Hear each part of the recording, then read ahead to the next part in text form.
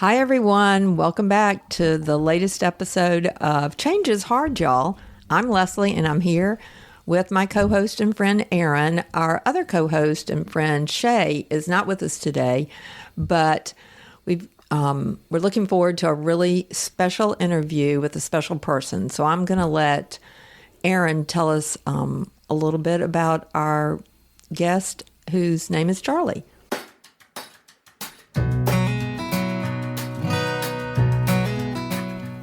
Yeah, so pretty fun, a fun one here for you, I think, because Charlie and I have known each other for almost 10 years. Yep. And when we first met, Charlie likes to laugh about the fact that I was a boss, and now we're just family.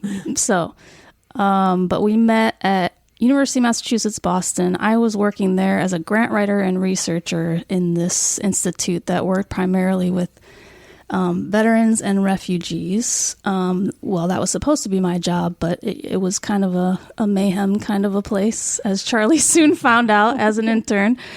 And so Charlie was an undergrad student trying to finish a degree in social work and do this internship and juggle a job and, be a commuter student in Boston.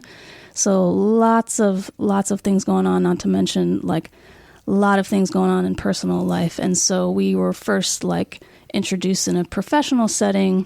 And then as more time went on, I got to know Charlie a little bit more personally and ended up becoming really good friends. So I will kick it off to Charlie to describe more of life in Boston as a student and many other interesting stories. So go ahead. Thanks, Erin. Yeah, I met Erin, in the fall of 2016, I think, yep. 2014, 2015. 2015, yep. And I was a full-time student at UMass in undergrad. And I was pursuing social work, public health, and community services. And as a part of the expectation of graduation is that you had to complete an internship.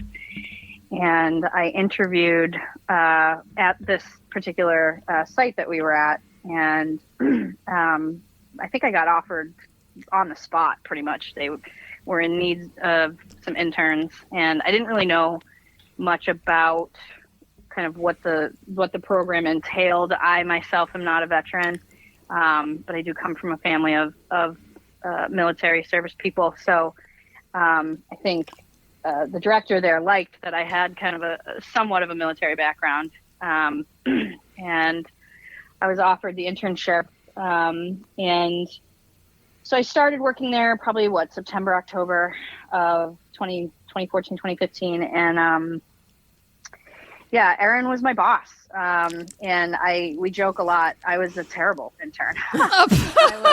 I don't say that, but Charlie says that. I fully admit it. I was at the time really struggling with housing. I didn't have stable housing. I was crashing on couches, staying in my car. Had no real permanent residence.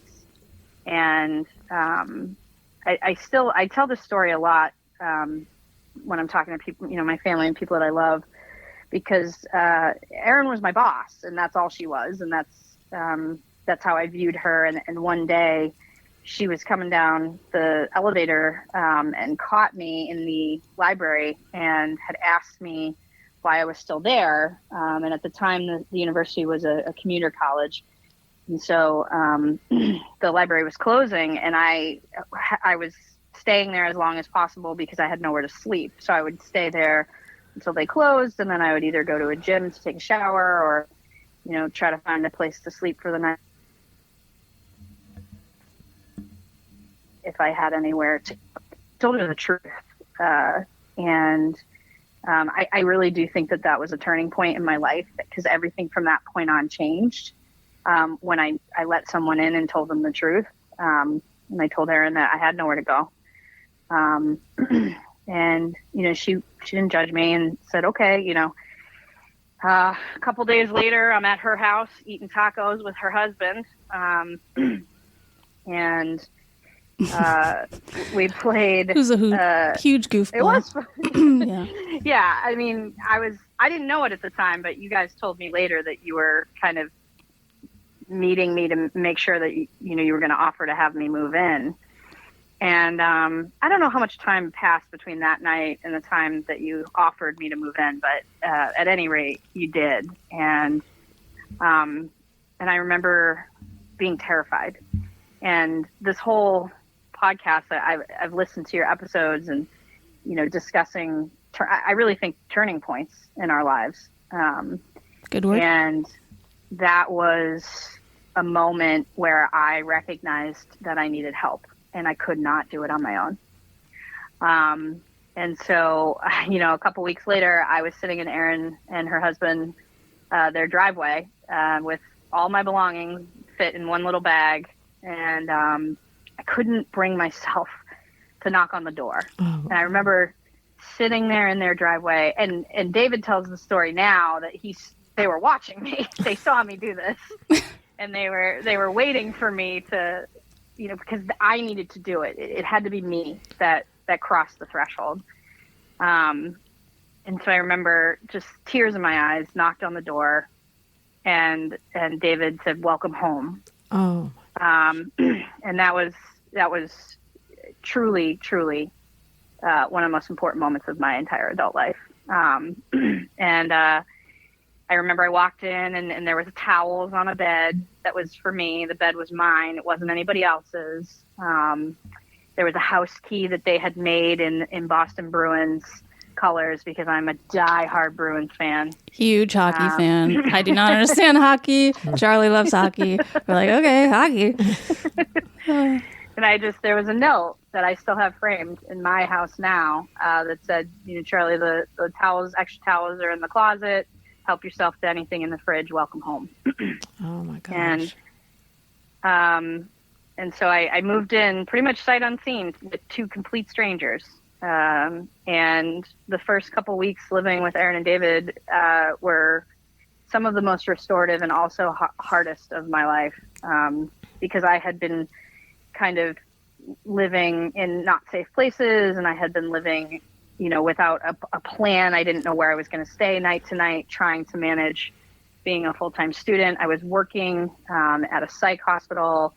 I was also working for an accountancy agency for one of my uncles owned it, and was just trying to make ends meet, and I just couldn't do it. I just couldn't. I remember saying, "Erin, I think I need to drop out."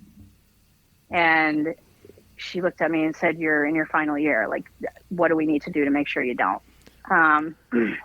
So I ended up living with Erin and David for, gosh, I think like 6-7 months we lived together. And it was some of the most fun I've ever had living in this tiny little, 100 square foot house. Well, 800 technically, but yeah, tiny. It was tiny, and there's one bathroom for all three of us, but it worked. It just worked. And in the course of living with them, I was managing my own mental health symptoms. I was struggling with post-traumatic stress. I was struggling with depression and anxiety, and I was finally in a place where I could process all of that. And I mean, some of my favorite memories were at that little house. And I tell them all the time that if it ever goes on the market, I'm going to buy it. Yeah. Yeah. You and us too. We missed that house. I know. Stupid. So stupid. We sold it. Yeah. I think back on that, and probably most listeners are like, that's crazy town. What? Not only, do you not know us? And like David and I know that we're safe people, but like you couldn't have known that. That's like really going out on a limb for you. So, which is why we knew it would take the time it took for you to sit in the driveway and be like, I don't know if I can trust these people. But that was like, a huge step. And I feel like the only reason I was able to offer that and because people had offered that to me when I was struggling, when I was younger, to have, a place where I felt like people saw me and cared about me and wanted me to get through, all the next days. And so yeah, this is not like, oh, I'm just this altruistic person. Is like someone did this for me and it made all the world of difference. And so how can I not see someone else struggling and reach out and do the same thing? So wow. Yeah, I mean, I thought it was absolutely out of it was crazy that you offered that to me. I remember the offer came in the text and I was just dumbfounded. Why would this person who doesn't know me, and by all accounts was my supervisor, and I was always late. I was always late to this internship because I was trying to work to pay to get to school. And I if you don't know how it feels to not know where your next meal is going to come from, or to not know if you're going to have a bed underneath you when the night comes, it is an anxiety that cripples you. It makes it difficult to pay attention. It makes it difficult to show up for life. And I was truly at a loss. I felt like maybe education isn't for me. Maybe this isn't the right time. Maybe I just need to drop out, work full time. And then I met Aaron and David, and everything changed. And they often, I try to give them the credit, and they often say, well, you did it yourself. And to an extent, I agree with them. But I was given the chance. Right. I was given the opportunity to continue chasing a passion of mine. So, in the course of living with them, I was able to graduate. I finished top 5 in my class. I graduated with honors. Yep. I was able to attend my graduation, get that diploma. And I remember sitting in their backyard. They had a fire pit, and just having this wave of panic because I didn't know what was next.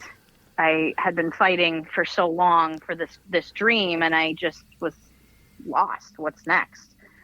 And so I took a full-time position working as a therapeutic mentor for a local community service agency, and essentially I worked with kids. Right, I worked with kids who had social emotional difficulties and who were diagnosed with things like depression, anxiety, post-traumatic stress disorder.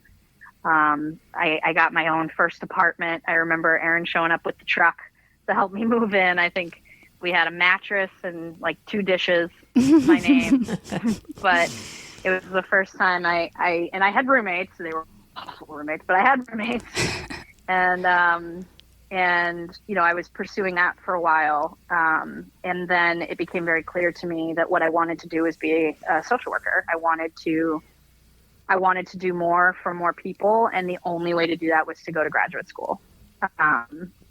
And which I remember David and I thinking like, oh man, that's a lot to take on. Like having gone through grad school, not only the expense, but like the intensity of some of the courses and like the commitment, and thinking like you had the foresight to be like, yeah, this is my next step. And I'm thinking like, oh man, that is so much to take on. I don't know.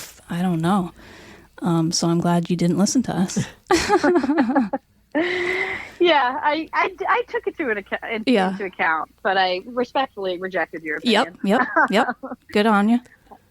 In the course of that, I was still struggling with my own mental health. I am not ashamed to admit that I've needed help in my life, and it wasn't until fairly recently, in the last several years of my life, I was diagnosed with bipolar disorder, which I think comes with a pretty heavy stigma, and I'm not ashamed to admit that I have it.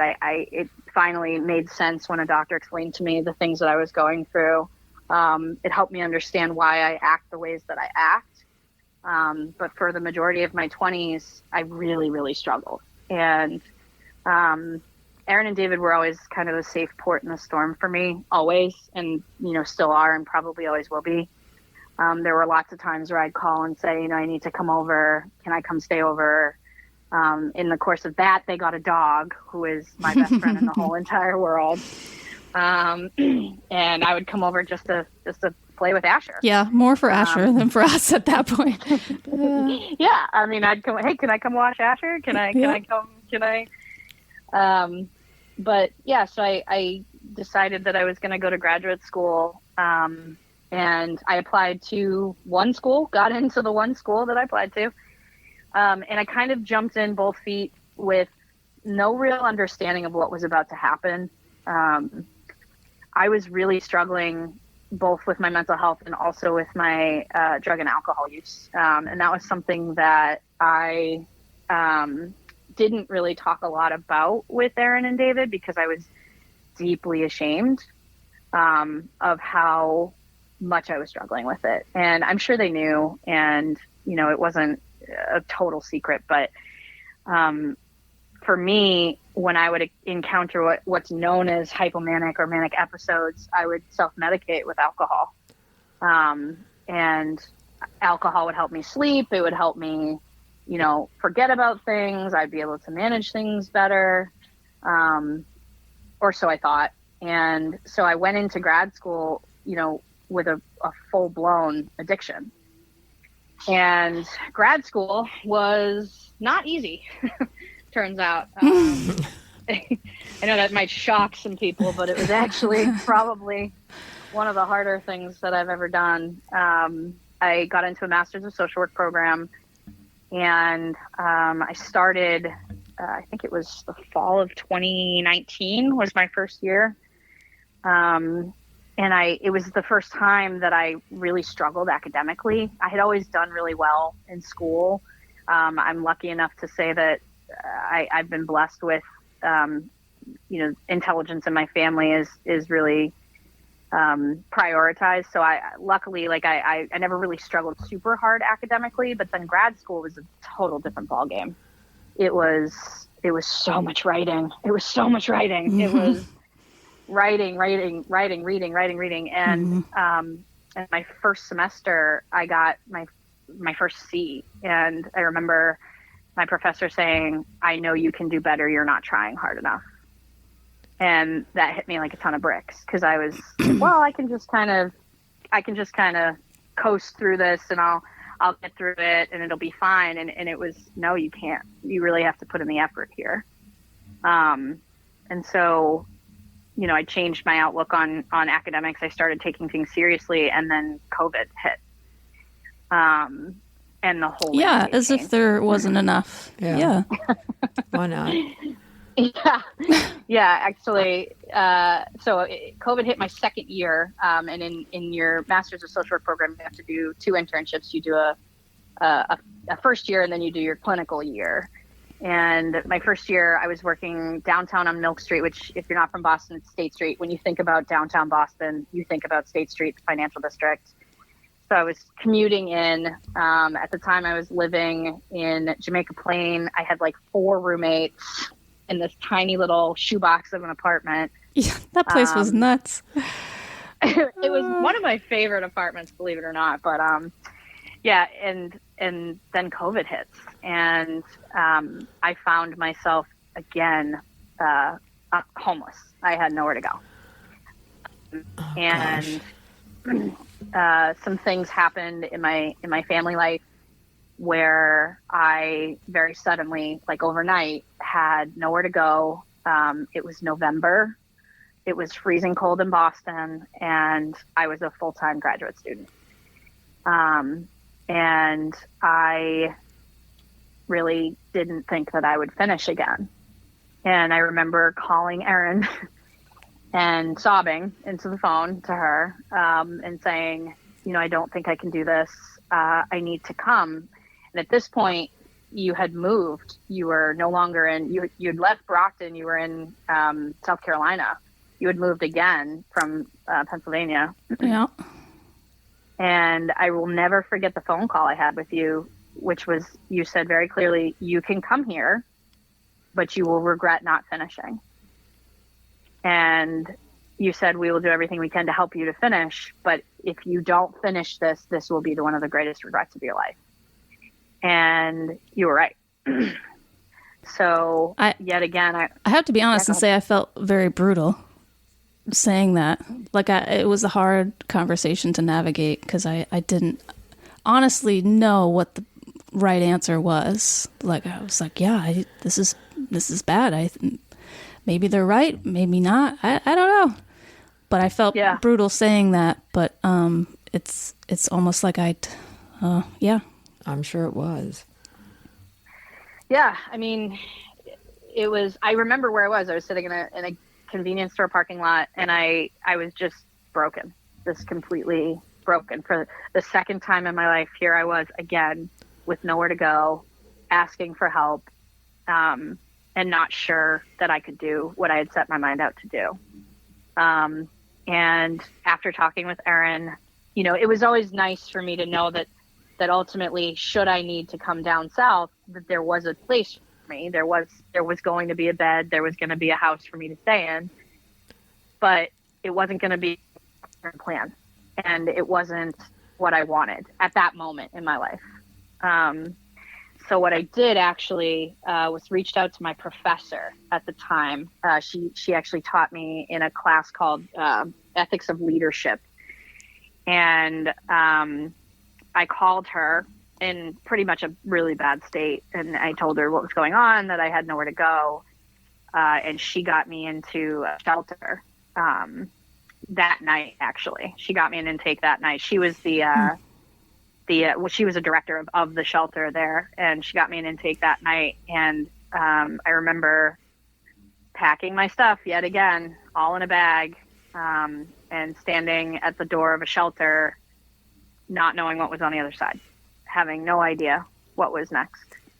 And I went in and I got a room, and I stayed in that shelter for, I think, about 2 months through the holiday season.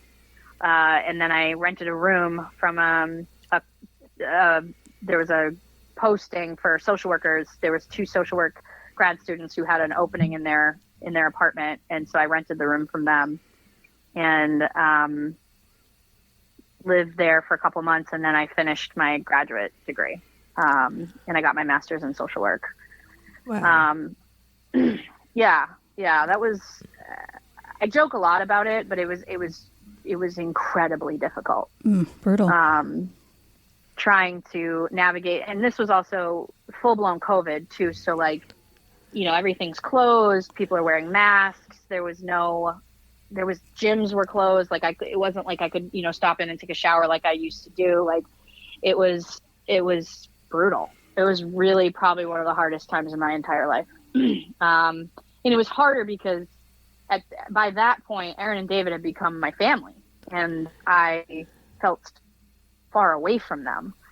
But I knew that this wasn't something they could do. I had to do it. Yeah. So I, you know, by the grace of God and some very long nights, I was able to finish my master's degree, and I finished with a 3.9 GPA. I finished with high honors. Wow. And yeah, I was really proud of that, actually. Because I struggled for a while too with just trying to focus on grad school while you're homeless, while you're, you know, fighting the things that I was fighting was incredibly difficult. I felt the most alone I've ever felt. You know, I just felt like no one cared. I felt like it was just, why bother? You know, I was just so lost. Yeah. Do you think that as a big generalization, most people, especially Americans, just have no idea how many students are struggling in those ways every single day? They just keep going about their business, and they just don't. Exactly. No idea. I'm sure that's true, that there's so many who don't recognize that and are privileged. And I think absolutely. I mean, UMass Boston was very aware of their homeless population. You know, they had a food bank, they had a warming center in the winter months. They knew, Mm-hmm. and for the most part, I'm not totally sure that that programming was entirely helpful, right? Like, because the option that was given to me was, oh, we can find you an apartment, down here in Harbor Point, which is $4,000 a month. Yeah. It's like, who can afford that? Who can afford to do that? And right, as if like as a logical thinking person, if you could have done that, you would have done it already. Right. Like, what? right On your own. Yeah. right. Like, Lord. I'm living in my car. Like, what's happening? Right. And so when it happened again in graduate school, they offered me, oh, well, we can put you in dorms, with the undergrads. And I said, that doesn't solve the problem June to September, though, right? Because Yeah. I have to move out. So where am I supposed to go? And they're like, well, you can, no, I don't. And also they were going to charge me like $15,000 to do it, to tack onto my loan, Yeah. to go and live with people who are well underneath my age at that point. Yeah. I was like, this doesn't feel like a solution. And No.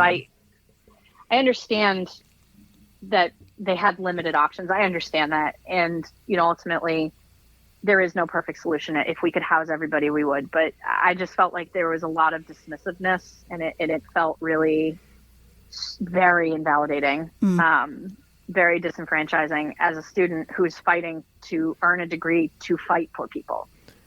Yeah. That never got lost on me, that as my final year of graduate school, I was working for a crisis stabilization center. I was working in conjunction with Boston Police and working near Mass Ave, which, if you're not familiar with Boston, Mass Ave is a huge unhoused population, a lot of folks with cross addictions, and I was working with people who are very, very high risk, people who are actively psychotic, hearing and seeing things, people who are violent, people who are using substances. And I would do that job and then go home to the shelter and see those same people at the shelter that I was living at.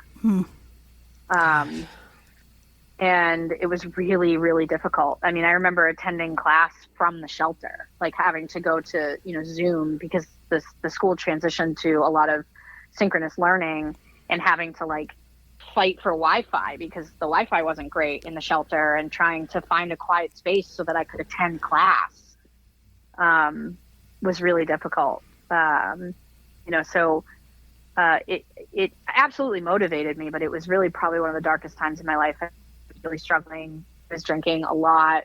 I was really, I'd kind of lost hope in a lot of different ways. And so I did eventually finish. I got my master's.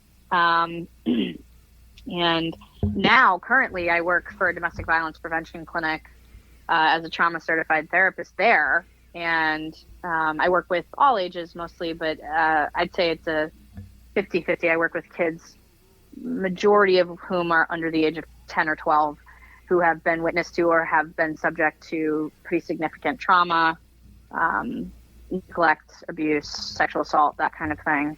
And then I work with adults who are survivors of trauma. So people who have gone through the worst things that people can go through, and are trying to reclaim their story and reclaim the narrative. And I also I have 2 other part-time jobs. I do a private practice, and I work at a partial hospitalization program. But through the course of my career, I graduated in 2021. I recognized very quickly that I needed to do the work on myself, and there were big changes that needed to be made quickly if I was going to survive. And one of them was sobriety, for sure. I knew since I was 16 years old that I had an unhealthy relationship to alcohol. I knew that people didn't drink the way that I drank. I knew that how I drank was unhealthy and unsafe. And I actually knew that in the course of the relationship that I had with Aaron and David, because I was able to see how people who don't, take it to the extent that I do, how they engage around alcohol. And I recognized that I could not do what they did. I just couldn't. I couldn't have just one at dinner. It wasn't something that I was capable of. And it became very apparent very quickly that if I didn't address this, that I was going to die. And I truly do believe that if I go back to, letting alcohol in my life in any way, I do think that it's a quick road to misery, to bad outcomes, to eventual death. I think it is that serious for me. So in talking about some of the hardest changes that I've ever made in my life, getting sober was one of them. And I'm from an Irish Catholic family in Boston. I mean, do the math, right? Yeah. Yeah.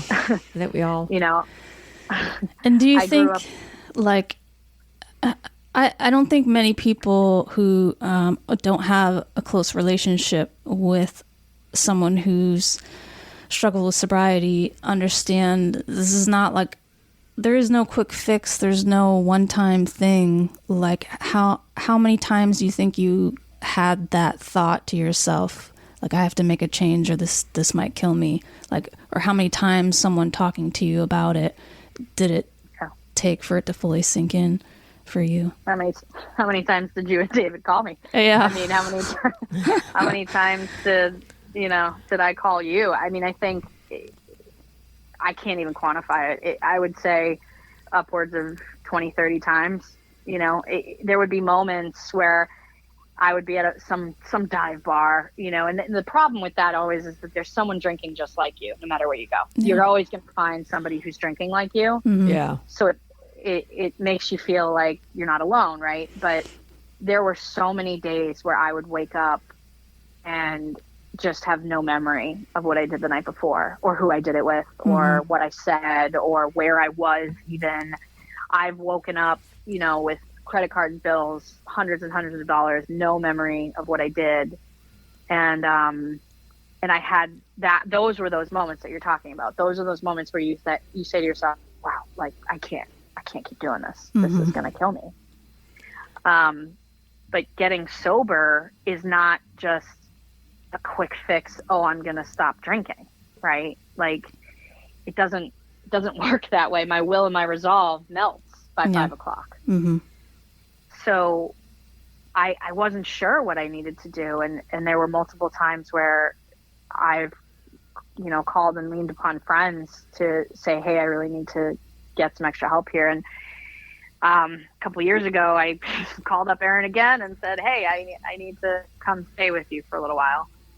And I remember the answer was, the door is open, when you get here. And I went down to South Carolina, and a place that I had, never put on my bingo card as far as potentially living in, but there I was in the South in July and August. Good time. Yeah. Good time to come. Yeah, not good timing, Charlie. Well, hottest weather I've ever seen in my godforsaken life. It was boy, it was hot. But I got sober. Really? And, wait, Charlie, you got sober when you were here? What? I did. Yeah. What? Tell us what you did, or how that happened. Yeah. So I previously, just to back up a little bit, I had gotten married in the early, I think right after COVID ended, really 2021, 22, 23. I was in a relationship, and I had gotten married, and I was not a good partner. I was not the kind of partner that my wife needed. I was not the person that she needed. I was so stuck in my alcoholism and my mental health that my marriage failed. And I've done a lot of work on both forgiving myself and also making the changes that I needed to change. But we got into a fight. My wife packed up her stuff. She said she was going to stay at her mom's. And I called Erin and said, I think my marriage is over. I need to come down. And she said, okay. And the intent behind it really was just, I needed to be with my family. I really just needed to put my arms around the dogs and around David. And it's funny because David, Erin's husband, is now unequivocally my best friend. And we play Call of Duty 3 times a week together. Like he became really just such a solid source of support for me. And I was only planning to stay a few days, a couple weeks max. And I ended up staying for like 2 months, 3 months, something like that. And I didn't know that I was planning on getting sober. I just knew that I needed to stop drinking for a little while. And a little while became, a week, and then 2 weeks, and then 3 weeks. Wow. And because I was with people who knew I was trying to be sober, we didn't go to breweries. We didn't go to, late night spots. There wasn't beer in the house. Like, they made a conscious choice to support that for me. And I was able to string along a couple weeks that turned into a few months. So you weren't going to any program or AA or anything like that? Not at that point. I did start attending AA towards the end of that. And I'm still connected to a few Charleston folks in AA. There's an incredible gay scene in Charleston, South Carolina, which I also would not have expected. Hey. And I was able to get connected with some queer people down there who were living their lives in recovery. Good. And and I got my life back together. And I wish I could say that it's the only time that I showed up at Aaron and David's door with my life in complete shambles. But it wasn't the last time. I did it again recently. But I think for me, this is what family is. And sure. I hadn't had the benefit of that my entire life, of knowing that I could show up at 2:00 in the morning and knowing that there is a bed there for me. And I know in my heart that if I said to Erin, I'm coming to your house tonight, dogs, like, she wouldn't, you cut out it wouldn't be a question. Sorry. Can you hear me? Yeah, you were out for just 1 second, but you're back. Yeah, I think it's really, if we could dispel the myth forever and ever and ever with all people, that somehow your life is like this linear progression of, like, you just keep getting smarter and better and more healthy, and it's just going to be this, like, upward progression. It's like, no. Life will fucking smack your head off over and over and over again. And, like, if you don't have people in your life who can help you when you're walking around headless, like, yeah, it's just too hard. It's just too hard. It truly is. And I think just to share, like, I think that there was so much guilt and shame for me around needing to call Erin and David as many times as I needed to. Having to ask for money, or, hey, I can't eat this week, or I'm not going to make my light bill, or even like, hey, I'm going through this really awful thing at work. Can I talk to you about it? And I've done a lot of work, and I know actually that Erin and David have seen that I've done that work, but yeah. I've done the work on recognizing that it's not shameful to need assistance. And that I'm actually really, really lucky that I have these two people who have helped me find my way. Now, I wanted to just share a really quick story that's kind of pivotal to mine. I was in Charleston last July, right? July when you, or August when you went away. They were going on this great big trip for their anniversary, and I said, oh, great, like I'd love to watch the dogs, and my life had hit the skids again. And I moved down there temporarily. And I remember I was sitting on the beach at Isle of Palms, which, if you've never been, I highly recommend it. And I was reading this book, and I just, this John on Marblehead moment happens for me. And I'm like, oh my God, I am in the wrong body. I'm in the wrong body. And I remember the first person I texted was Erin. And I was like, hey, I want to talk to you about something. And she was like, do you want to wait till you come home to talk about it, or do you want to talk about it now? and I was like, I don't know, I'm nervous. and I told her and David, they were the first people I told, that I realized that I had been born female and had been living female. And I think that I was put in the wrong body. And I think I was supposed to be born male. And I remember sobbing. I was sitting on this beach, and there were these teenagers next to me, and they were like, are you okay? Like, yeah. Well, wait a minute, Charlie. Had you never thought that at all in your life? Or had you Yeah, it's a good dismissed those question. thoughts? I had come out as non-binary a few years prior because I'd never, there wasn't language, right, for this. There wasn't. Right. I didn't know anybody like that. Even up in Boston, as progressive as we are, if you're in a pocket of conservatism, and if you're stuck in that world, that's all you see, right? Right. And so I didn't know, just through ignorance, I didn't know that there was a whole world of people out there like me.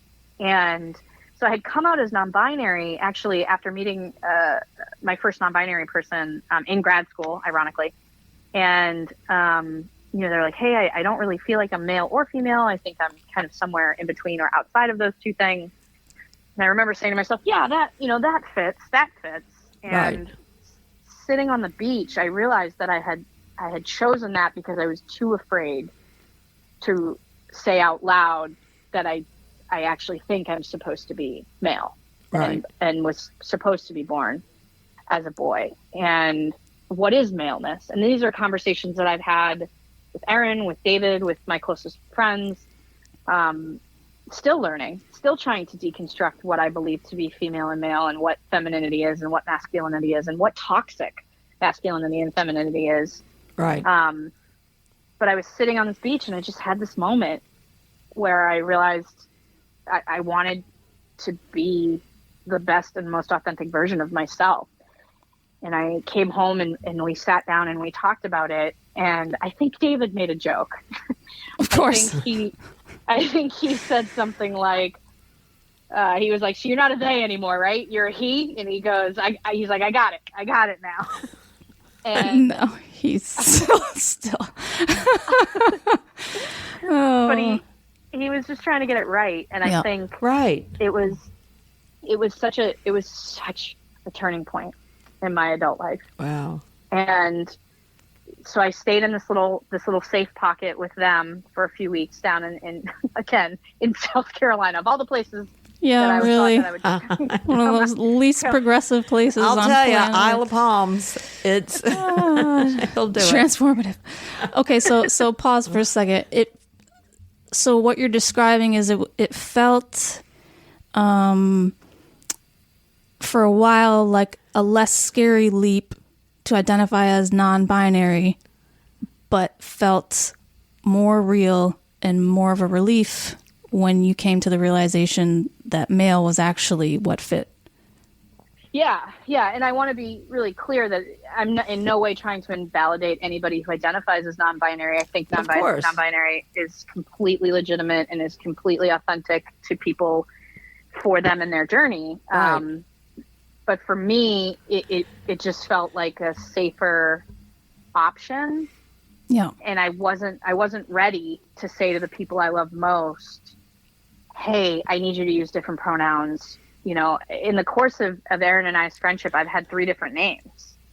I've changed my name twice.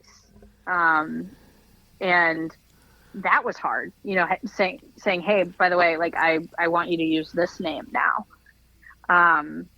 And what was so important was I was met immediately with love, with compassion, with acceptance, with I want to understand, I'm going to ask questions, I want you to be open, I want you to be honest with us, we want to support you. And had I not received that, I truly think I would have stayed in the closet. I don't think I would have come out. Gosh, I wish everyone going through some of these questions and figuring things out had people in their lives like Erin and David. Yeah, the statistics say if a queer kid has at least one affirming adult, their chances of suicidality and suicidal thoughts drops by half. Wow. By half. All they need is one affirming adult. Oh my gosh. And coming out to Erin and eventually in the course and the context of having the relationship that I have with Erin and David, with my best friends, I've been able to reclaim a relationship with my biological family. And I'm proud and happy to say that, like, I went out with my mother last weekend and we went shopping. And that is not something you would have heard come out of my mouth for many, many years.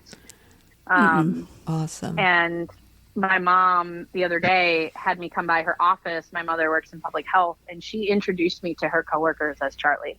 Wow. For Good for for the her. first time. Good Yeah. for her. Good Yeah. for her. And so I think, like, you know, not to pump Erin's ego up too much, but I think that I wouldn't be who I am if it wasn't for those turning points. Like the darkness that I had, the sadness, the absolute loss of hope, the just complete resignation that things were never going to get better. But I kept going. I kept putting a foot in front of me. I kept going because I just had this hope ultimately that either the pain is going to stop or it's going to get better, right? Like it can't stay the way that it is. Gosh. And so now here I am, and I'm talking to you folks in an apartment that's in my name. That's just mine. Good. I don't have Cool. roommates. I don't, you know. That's nice. That's always nice. Yeah. Yeah. I mean, I get to play Call of Duty with my best friend a couple nights a week. I get to, you know, I recently visited them over Memorial Day weekend and was able to make the trip down and eat hot dogs and hamburgers and see my dogs. And Awesome. This time around, my life wasn't hitting the skids. This was just a visit. Just visit. Oh, Look at that. I want to give my perception of what I'm hearing from you, Charlie. Number one, you were so brave, not just to keep going, but to trust people and to take that risk. Yeah. That was huge in your life. I mean, I think it's also huge that you had friends like Erin and David, but that you took those risks. I think that's what's going to be most powerful about this conversation is that you did that, because had you not, you know, you just may not have moved forward like you did or in the way you did. So, Well, I think that's been like a recurring theme with a lot of people we talk to is like showing courage in the face of, you know, what can be very, very paralyzing for a lot of people. So like being willing to take courageous steps, and then also a recurring theme of like different people saying like, this teacher said this thing and it changed the course. This teacher helped me do this, or this professor helped me do this, or this social worker, or this nurse. And it's like individual people seeing another person and going out of their way to say like, there is something I can do if you are willing to accept it. And like that human to human, like seeing each other and recognizing each person's dignity and like value and worth and is like such a gift both ways. And like having Charlie in our life is a gift to us, and we've also been able to help. And I mean, what are we fucking here for if not for that? I know, so, I mean, I just personally, it's always been hard for me to ask for help. Yeah. You know, same. I haven't gone through times quite as rough as yours, Charlie, but I've struggled with asking for help. You know, you feel embarrassed or shameful or whatever it is. So it's just so phenomenal to me, the courage it took that you had to accept help and take that risk. Yeah. I think ultimately, and now, you know, I'm a clinical therapist, I'm a social worker, and every single day I get to fight for people. You know, Awesome. I fight to make sure that I work with folks who are, you know, facing deportation or are facing really significant traumatic experiences, and the things that I've been through have made me a stronger clinician, a stronger therapist, but also a stronger person. And I think, you know, the current state of the world right now, particularly for my community, for the trans community, is terrifying. It's terrifying. It is. And I think, you know, and I don't have to get too deep into it for everyone to know how afraid I feel, but I know that we can change lives because someone changed mine. Because someone stuck their hand out and said, I do not want you to drown. I will swim with you. So I keep doing this, and I keep doing my job, and I keep fighting for people because I know that if I can help them swim, they're going to help the next person. I'm just so blown away and so grateful that you're there for all those people, all your clients. I mean, that's just powerful, really powerful. Yeah. Shay often reminds us of the theme music for this podcast is like, you're not going alone.